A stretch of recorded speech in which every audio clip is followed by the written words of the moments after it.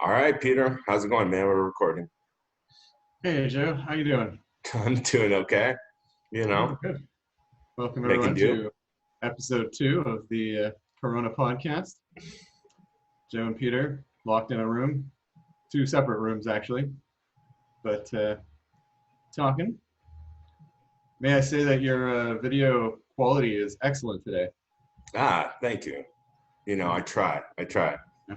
So the idea I had for today's podcast, I wanted to try something out and see if you're with it. Sure. So, it occurred to me that this crisis is going to go on for a long time. That, whether it's 12 weeks of social distancing or whether we're living with this for the next year or so, um, the crisis is going to drag out. There's going to be multiple waves of infections and times where we think we got it under control, but not so much. And it basically occurred to me, following on our last conversation, that there's not going to be a real motivation to lift any of the restrictive measures that have been put in place. Hmm. So in terms of social distancing, declaring states of emergency, limiting interactions to 5, because this is going to be an extended crisis that just sort of drags on, it's not clear when we're going to arrive at the point in which people demand that the government stop restricting everyone's freedoms and restricting everyone's movements and go back to normal, because we may be living in a new normal. And so even though we're in agreement that we're not in favor of a heavy-handed government response, what I wanted us to do was to see if we could steelman that position. Or basically, I'm going to try and steelman that position, so you can argue against it. So And do you want to steelman martial law, or do you want me to steelman martial law? no, I was figuring I'll steelman the martial law position. And just for people who don't know, steelman is a term that refers to, it's the opposite of a more common term, straw man. So a straw man is when two people are debating, and rather than attack the person's actual argument, you attack a sort of cartoonish made up version of it. So instead of presenting a cartoonish, unrealistic version of martial law, I want to try and do my best to see if I can make a version of the argument in the best possible terms, to really give it its due. And this is something we do to try and either falsify things or discover whether or not ideas have merits. But the idea is that I'm going to present the case for martial law, and I'm going to try and do, unironically, as good a job as I can for doing it. Peter is going to argue against it, and we'll just see where the conversation goes and whether or not we change our positions or whether or not it proves insightful or helpful. We'll see. Yeah. All right. So you know what? I think an interesting thing here might be to just sort of briefly strawman the martial law position, just so people understand the difference. Like, just give like a quick 1 point, like one sort of strawman point, and then a steelman point for contrast, just to sort of clarify this. Well, I mean, you would have to straw man. That's a good point. So I might say something like, so if you want martial law, are you saying that you want people coming into our homes and randomly executing people? Is that what you're advocating? Right. So I think it's worth showing the audience what that looks like, just so they can see that that's not what we're going to do. That nobody is advocating that government soldiers come into houses and shoot people. And even, we would hope even the advocates of a heavy-handed government response don't have that in mind either. But we want to try and take this position seriously, because it is something that's on the table right now. And it's not being debated. That's one of the disturbing things about this, is that all of these restrictions to our freedoms are not being debated. They're just being implemented, and often being implemented and met with a certain amount of gratitude and relief, which may be fine now, but generally government accrues power, it doesn't voluntarily give it up. And so, you know, it's unsettling in that it may seem like these measures are prudent to take now. A year from now, when the situation is very different, we need to be in a place politically where we can demand that things return to normal. And yeah, so, you know, with that being said, as a bit of an intro, why don't we just go into it? All right. I may be making that point again shortly. All right. So if I'm going to steelman the case for martial law, what I would say is this, that there's always been a trade-off between security and liberty. And you can't have complete security. You also can't have complete liberty. So what we're always talking about in any situation is some sort of compromise. In a situation like this, where we're responding and need to respond rapidly to an evolving situation that requires a coordinated government response across every level of government, municipal, provincial, federal, that has to apply to millions of people at once. The only way that we can keep people safe and the only way we can flatten the curve would be if the balance between security and liberty tilts very heavily towards security. That right now, no one wants to give up any liberties. Nobody wants to give up their freedoms. We're hoping that we can do this voluntarily, but in the absence of a potential government response that may look like enforcing a mandatory quarantine or lockdown rather than just suggesting people participate in one, this is the thing that's going to save lives. And it's better that people be pissed off and restricted in their freedoms and alive rather than be free and dead and free to infect as many other people as they like in some futile exercise of liberty. So that's how I look at it. Have you ever seen the license plates in New Hampshire? Live free or die. Case closed. There we go. Okay, so this podcast was fun. That concludes our debate. There we go. Destroyed. So yeah, like, so okay, so you're saying here that we need to tilt the balance more towards security and less towards freedom in order to respond to this crisis adequately. Is that a fair summarization of your point? Yes, and that the reason we have to do that, the impetus for doing that, is that we're gonna save lives. Yeah. So it's a necessary trade-off. Okay. So where do you think that the balance should be drawn specifically? Well, I think that governments need to evaluate on a day-to-day basis the progression of the disease, and they also need to evaluate how effective social distancing has been as long as it's been more or less strictly voluntary. So as of now, people are being encouraged to go to the grocery store once a week. It's not some sort of requirement. There's no set and hard fast limits on whether or not you can step outside.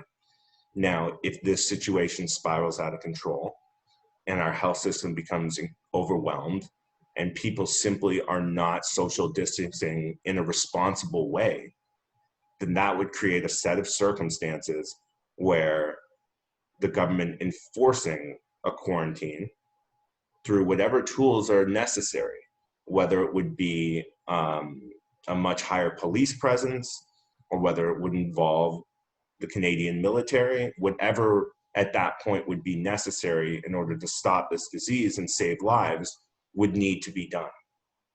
So you're saying there should be I just want to understand, like, are you advocating for a full tilt towards security with zero room for liberty? I think that it's a trade-off, right? And we shouldn't speak in extremes like that, right? Like this is something Yeah. So this is you're something talking that about, well, this is what I want to clarify, because you're saying we should be tilting more towards security and away from liberty. But when I say, where do you think the boundary lies? Like, what is the position you're steel manning? Like, should there be some protection of human rights and freedoms in in the proposed sort of martial law lockdown that you're advocating? Like, should there be, you know, like, let's say there was you can't leave your home, you have to go to the grocery store at this time on this day. If you have a yellow Mhm. card, then you're a Monday. If you have a green card, you're a Tuesday, whatever, like something like that. But like, we still are entitled to freedom of speech. We still, you know what I mean? Like, where would you say the appropriate measure lies? well, I mean, each one of the Canadian Charter of Rights and Freedoms is worth addressing individually. But just to give you an example, you know, to steelman the case for something akin to martial law, I am suggesting that in a crisis situation, in order to save lives, that something like freedom of association would be officially suspended, Yeah. right? And in Canada right now, just for the record, we are down to I believe the rule is no larger group than a group of five, and police have the But right to break up groups, um, which is interesting in and of itself. I don't want to go too off topics here, but it is interesting in and of itself that that's the case, because that is like not legal within the framework of the Canadian Charter of Rights and Freedoms, as I understand it. yeah, the emergency powers that different Yeah, governments, I mean, different levels of government have been implementing is not the same as suspending the Charter of Rights and Freedoms. yeah, So, it'd be worth consulting a couple of, yeah, constitutional lawyers or charter lawyers yeah. on this because shit. I don't know. It's interesting because I do think people should be staying home right now, but like it is interesting that they have put out a proclamation that police can limit people, and I imagine that there's not a lot of public resistance to it. And there has been no decree of martial law. They're just like, yeah, we're changing the law.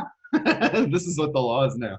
And Okay, I but wonder about the legality of that. But me too. But anyways, like I want to get back to your point though. So I need so let's say like if you were to lay out like a scenario, a specific scenario in which you feel that rights, enough rights were adequately protected to prevent abuse, and enough power, broad power was given to whatever enforcement organization, let's say the military, if we're talking martial law, sure. um, like just lay out like a possible world, if you would, for me, of what that might look like.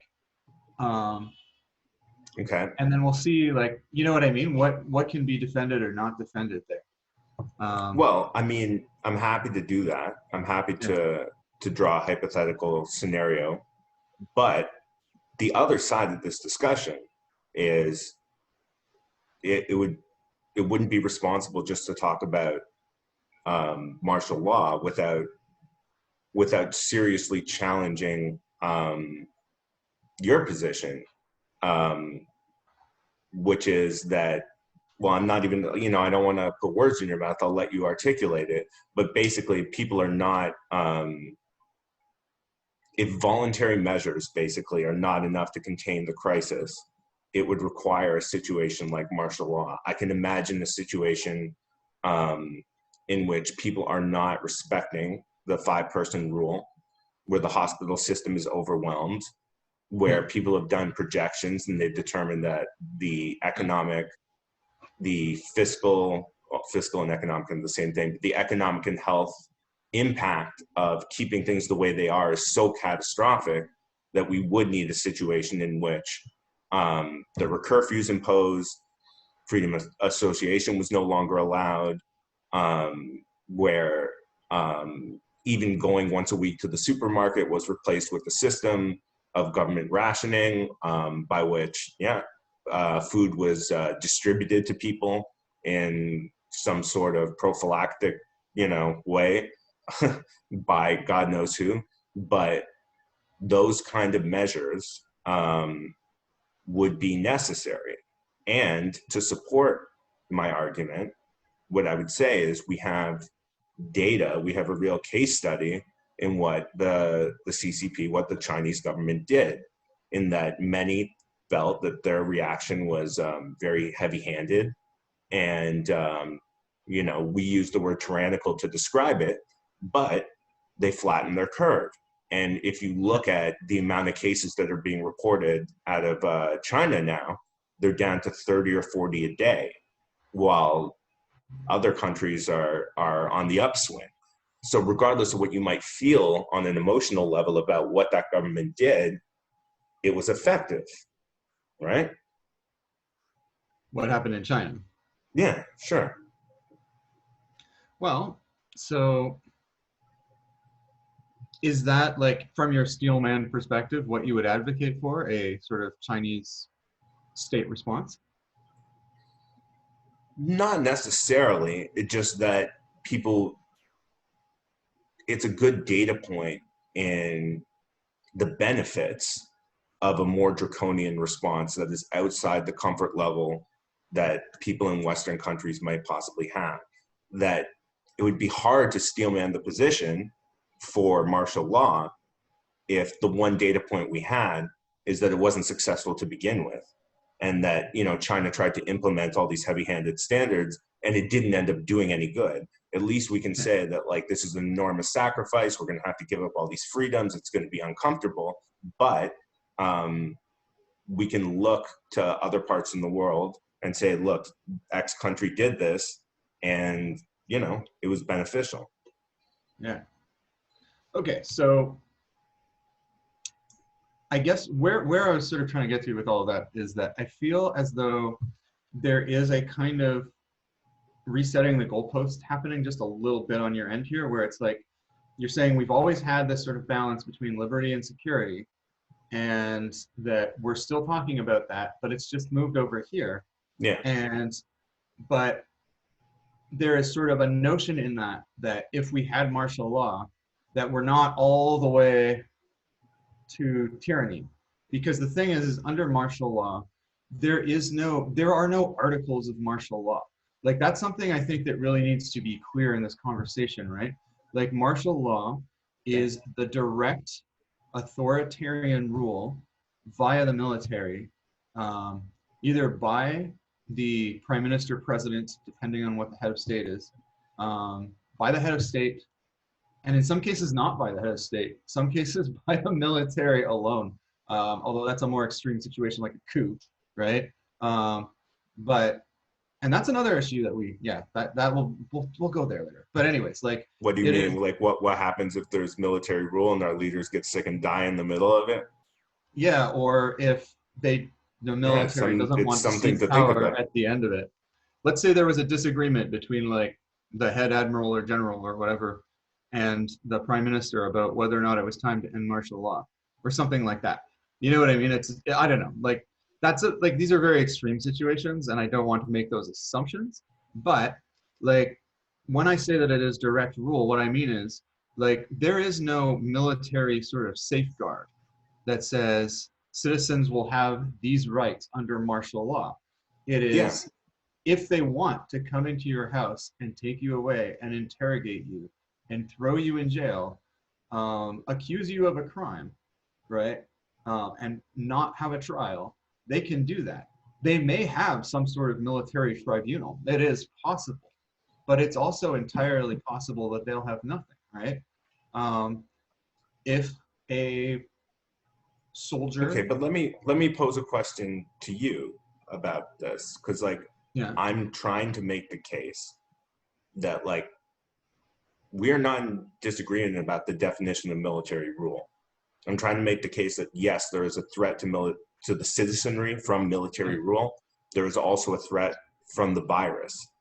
And if the situation becomes extreme enough, the threat posed to the citizenry by military rule is less. Now, let me ask you a question though. Like, what would be your problem with, let's say we are in a state of forced quarantine or some sort of martial law type state, and there are social media influencers or people with big platforms who are straight up putting out disinformation that they're selling bootleg virus cures.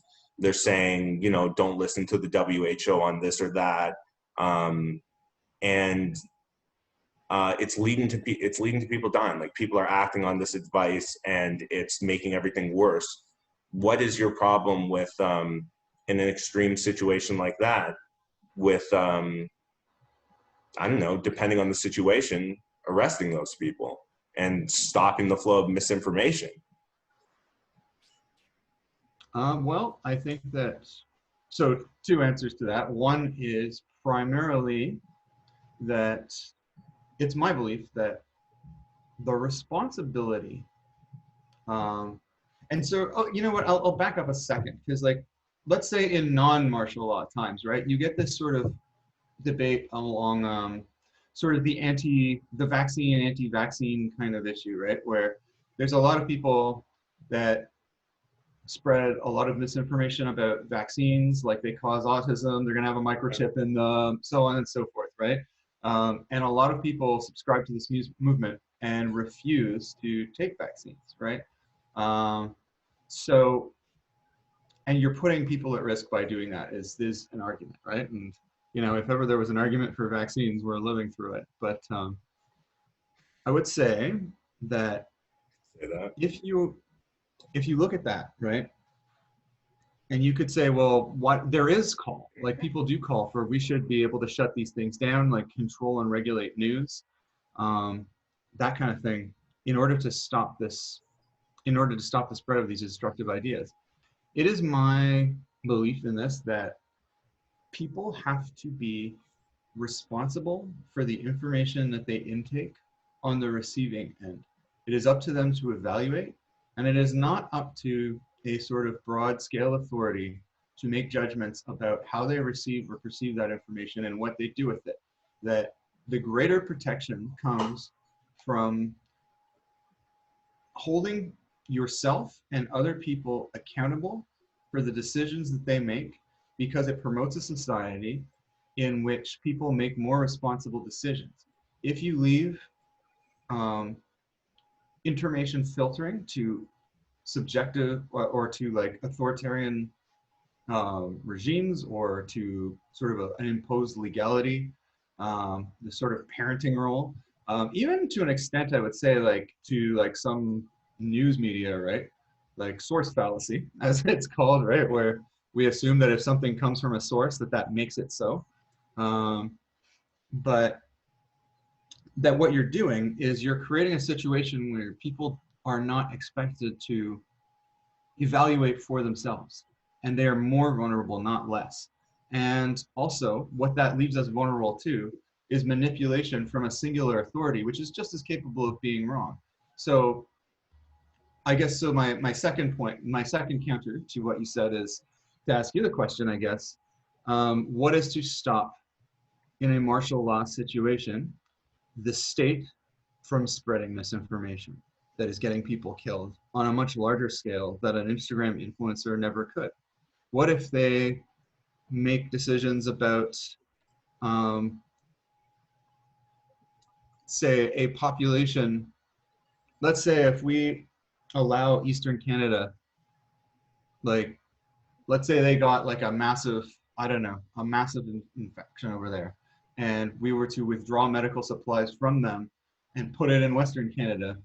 And so they were to release some statement that the numbers were going down in Eastern Canada to justify pulling stuff away and letting people in Eastern Canada die in order to reallocate resources to protect more people in, say, Western Canada. Now, obviously, I'm not saying something like that would happen for sure, right? Like, it's just, but what safeguards are in place under martial law to protect from something like that? Well, I think what you're left with is the incentive structure, in that why would the government be incentivized to lie and spread disinformation, while individual actors, social media influencers, whoever, their incentive structure is much different. Okay, so they may be looking for fame, they may be looking for profit, they may be looking for whatever, but at least the government is supposed to be concerned with the general welfare of the people. And and let's not, to do this properly, to steelman this side of the argument properly, the government is just a collection of Canadian citizens, as is the Canadian military. And every member of the Canadian military has family members who are not in the military in uniform, and they're not completely decoupled from the rest of the citizenry or the population. And there are going to be incentives built into that. Or there's going to be just a basic understanding of I wouldn't do this to someone because I wouldn't want someone doing it to my grandma, the soldier next to me or whatever. That's, you know what, I do think there is something of that, like that in a relatively free society, I do think that there are people in the military, like for example, there's a group of active military and inactive as well in the United States called the Promise Keepers, that adhere to uphold the Constitution, and that they're largely libertarian in base. Obviously, they're not all the way to anarcho-capitalists because they they believe in a military of some kind, but they agree to uphold the Constitution and protect from all threats, foreign and domestic. So there is a group of people that would refuse to subscribe to martial law in the United States or anything like that. And perhaps if they did, at least there's evidence that there are some people within the military that question this, And I've met people in the military from time to time, and who are sharp people, and I've had interesting conversations about issues like this. So you're making my argument. Well, I'm conceding a point here for sure, that like I don't want to be arguing with the military is a bunch of murderous rapists and child molesters who are coming to kill everybody, right? Like there's a variation of good people, and different intentions, different motivations within the military, some of which may be less than stellar. There might be some sociopaths in the Army. I think there's a fair shot that would be a career that, say, somebody who wanted to kill someone with impunity might go towards, right? We could argue that another time. Yeah, but so to say that, there is some interest on that level, right? And people would not want to. Oh, where was I going with that? Yeah, like people within the military might have some desire not to oppress their own people in the same way that they would want to oppress somebody else. What would the alternative be, though? Because I'm really staking out ground, taking a position and saying we should do scenario X.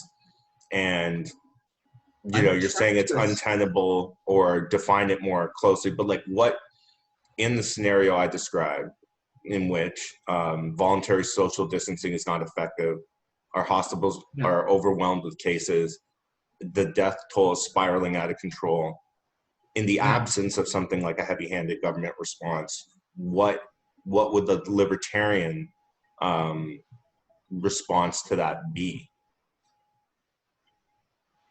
Well, I think that the libertarian response, I suppose, would be to not leave the house wherever possible, right? To take up that to have some supplies, to stay home, to not leave, and to promote and follow these social distancing practices without military rule. And I don't know how effective just leaving it to people and passing out that advice would be in a state of society, in a society in which there is a state, there are laws. You know, we are talking about like degrees of freedom here. Like if there was a society without rulers, we might have things put in place to protect from things like this. So yeah, I don't know to what degree that, like, you know, asking people to stay home is a bad idea. I guess what I'm saying though is if we're discussing martial law, we're not just discussing asking people to stay home. We're asking people to give up all constitutional rights and freedoms, which means there is no freedom of speech, which will not help the situation because it will keep people from connecting, from innovating, from letting people know what's actually going on. It will keep people from interconnecting and maintaining like social mental health within like a social distancing scenario. It will shut down all the Also, best parts of our society. And those are the parts of the society that I would argue will do the most to help stop this problem, which is, you know, the smartest people in the room coming together and innovating, or, you know, doctors sharing discoveries that they're making on the floor. If there's an outbreak somewhere, to your point about China, right? From the very get-go, they have like a draconian kind of state in place. And when people started talking about this happening, they were immediately suppressed. Their voices were shut down. And as a result, people did not know that this virus was spreading. The state spread misinformation saying that there was no flu, Wuhan flu, as they were calling it at the time or whatever, that things were under control. When they finally did acknowledge that something was going on, they said it was under control.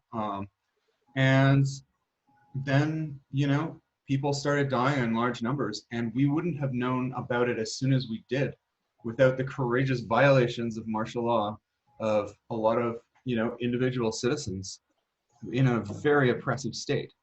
So we're talking about putting ourselves in that position on purpose, right? Like, if you are suggesting that there is some kind of measure in place that guarantees people reduced rights in a certain circumstance, like let's say freedom of association was the only thing that was suspended. So everyone is ordered to stay in their home, and there are soldiers on the streets making sure that people stay in their home. But people are still allowed to talk about what's going on the internet. People are allowed to say if some soldier shot somebody in the middle of the street, they're allowed to film that and put it on YouTube. You know?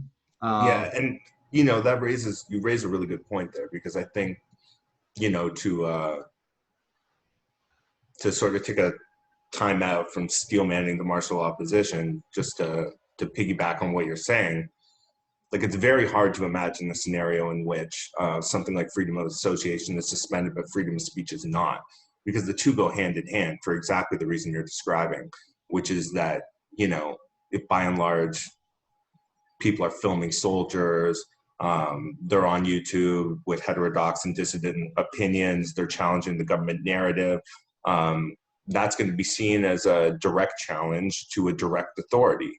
And, you know, the right analogy for this is people should think about how successful they are when you're on the street and you get pulled over by a police officer when you try and express some heterodox or dissident opinion to a police officer when he tells you to do something, because that's the situation we'd be in. And also in terms of, you know, to argue from the other side, like why governments might be incentivized to lie, it's not necessarily that they're incentivized to lie. It's just that institutions, by their very nature, have like a survival instinct or mechanism built into it, where they're set up above all else to make sure that their institution looks competent and functional and like they're doing a good job.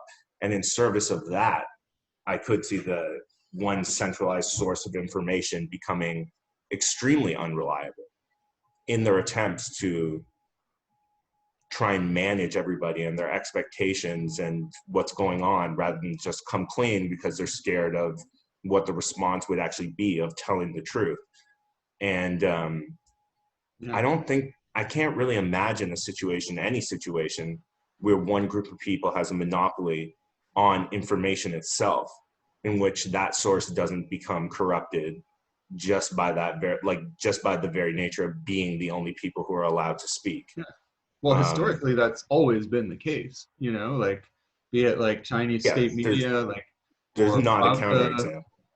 you know, like, yeah, I can't, like, there is historical evidence to your point, I guess, that you're making on my behalf, and that's the Atlantic argument, but whatever, we're having a conversation. Yeah, Uh, I don't know how much longer I can go on with advocating for yeah, martial law, but I think we can say like there is a case to be made for it, and the reason it's important to go through this exercise is that it's the case people are going to make for it, you yeah. know, And and I think it's an interesting thing there is that I felt like there was sort of an unavoidable straw man to the position that you were making, in terms of, on the one hand, you're saying like we might need more security in order to protect people's safety, but not acknowledging that the security that martial law implies is absolute control that has no safeguards in place for the protecting of either people's safety, their well-being, or, you know what I mean? Like, yeah, there's nothing in and place that says that that's let's how it has to be used. and Um, let's switch tacks here, and let's really dive deep on explaining why this is a bad fucking idea, why any sort of attempt at martial law is a bad fucking idea. Because like one of the things is that, okay, so these soldiers are going to be patrolling the streets, right? Then, or police, or whatever the heavy-handed sort of government presence is. Like, are these people going to be wearing masks and gloves? Like, are we going to be diverting all the resources to the soldiers now? And, yeah, when it comes to a question of like, do hospitals get masks or do the soldiers get masks? In a military situation, it's always going to be the military that's prioritized over everything else. And so, like, right off the bat, you're creating a situation where you're not using scarce resources in an economically efficient way, and where you're prioritizing the needs of this entirely separate group over actual Canadians. And who knows what effect that will have on actually increasing the spread of the virus, and yeah. that there are less resources for people because now we have to devote a huge chunk of them for the military to do their job. You know what It's, else is that, like, I mean, to your point, right? Like, there is an issue of an unknown here too, right? So when we make the case that say, or when you're attempting to make the case that say, what if the danger posed by the virus outweighs the danger posed by temporary military dictatorship, right? right. Um, there is a tremendous unknown there. We don't know how this thing is going to play out and how many deaths, like how set up our healthcare system is to handle it. Like if we're going to have an Italy situation or worse or not as bad. Percentage wise, like what the odds are of any one person dying from this thing or having some sort of permanent damage from it, versus how many people might get killed or incarcerated, or, you know what I mean? Like what kind of Or shift in our that entire society might go it, that it, will stay there forever, right? Like, it might, you could imagine a situation where it's worse, yeah, So we don't know that China flattened their curve. We don't know that the numbers that they're reporting are honest. that's We right. do know when they quarantined a bunch of people together and started dragging people off and putting them in in Second, basically mandated ghettos. We all saw the videos of people dragging people out of their apartments and sending them to these facilities that they had just built called hospitals. Um, yeah, Whether or not they were actually hospitals is, I don't know, but they may have caused a huge amount of infection just by doing that. yeah. You know, and so we don't know.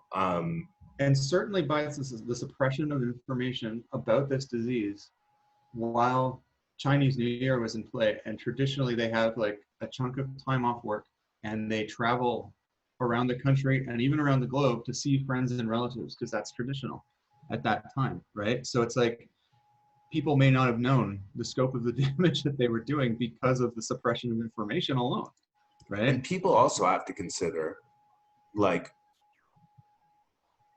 this is, you know, there is no built-in guarantee that, you know, a much more strict enforced mandatory lockdown is even going to work.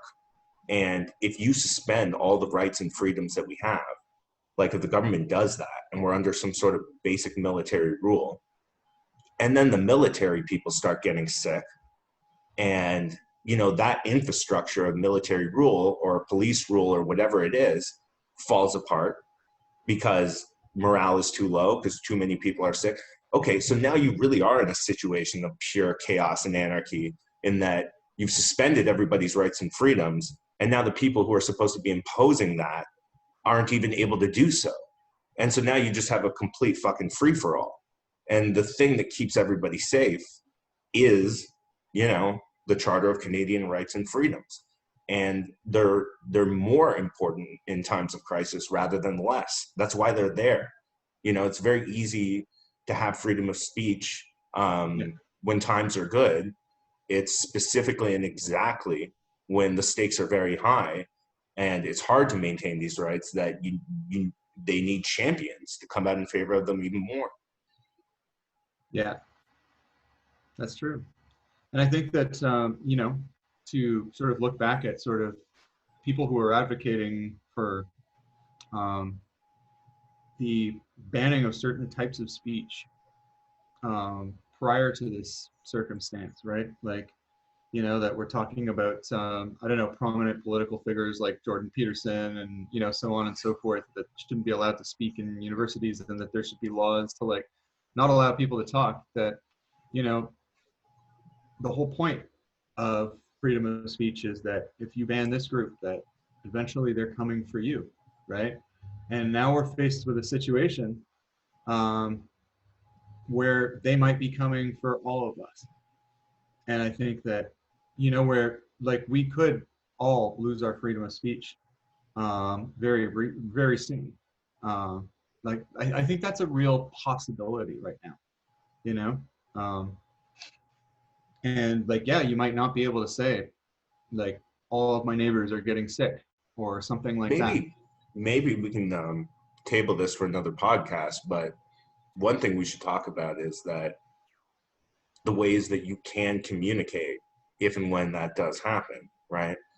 So there are lots of platforms out there like Twitter, like Facebook, that are going to work hand in hand with governments, that are already producing government officialdom and source propaganda, and deleting the posts and tweets of people with the wrong opinions. But there are free speech platforms out there. There's a lot of them. And we should talk to people, maybe not this podcast, but maybe the next one, about what those resources actually are and what those channels of communications actually are. Because, you know, if your Facebook profile gets taken down for saying the wrong thing, you should know that, diversify your portfolio. Yeah, definitely. I mean, you know what? I actually think that's a really good idea. Like to get into get on Minds, people. Yeah, get on Minds, get on Gab, you know? Yeah, all these other platforms. I don't say buy Bitcoin. You know, it is kind of crazy to me when I hear about like Twitter banning people from saying this or that, or, you know, protecting this kind of speech. And like, because it's like, if Twitter is not a free speech platform, what the fuck is Twitter? Like, what is it? If it's not a place for people to go and self-publish their opinions, like that is its like, in a sense, the genius of its creation, right? Is that anybody can get up there and say what they want. That is the gift of the internet. Anybody can self-publish.